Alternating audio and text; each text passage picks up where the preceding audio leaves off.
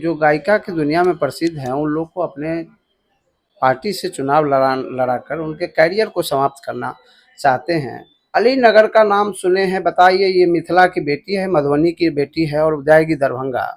वहाँ के अच्छा, लोग एक बात बताइए, आप तो कह रहे हैं कि बेनीपट्टी से भी हो सकता है, बीजेपी वाले से चाहते हैं, तो विनोद नारायण झा जो कि अभी ऑलरेडी सीट पे हैं, क्या लग रहा है उनको हटा के मैथिली ठाकुर आएंगे? मैथिली ठाकुर का खुद चॉइस है कि मैं अपने क्षेत्र से शुरुआत करूं, मैं अपने घर से शुरुआत करूं राजनीति में। विनोद नारायण झा जी का अब लगता है कि हमको वहां से टिकट कटने की संभावना है, इसलिए वहां पर मैथिली ठाकुर अपना दावेदारी पेश की है। मैथिली ठाकुर को अभी इस सब चीजों से परहेज होनी चाहिए।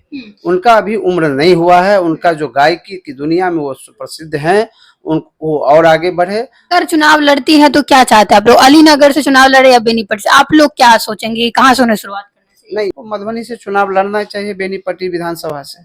फिर बीजेपी वालों के पास कैंडिडेट नहीं है क्या? इतना कहते हैं हमारे पास इतना कैंडिडेट है, इतना कैंडिडेट है, फिर क्यों मैथिली गायिका ठाकुर को का नाम आ रहा है? ये भी एक सोचने की बात है कि आप लोग क्या सोचते हैं, हमें कमेंट्स में बता सकते हैं कि आखिर मैथिली ठाकुर को चुनाव लड़ना चाहिए? अगर आप लोग चाहते हैं लड़ना चाहिए तो क्या लग रहा है कि उन्हें अपना जो उनका घर है, जो क्षेत्र है बेनीपट्टी, वहां से लड़ना चाहिए, या फिर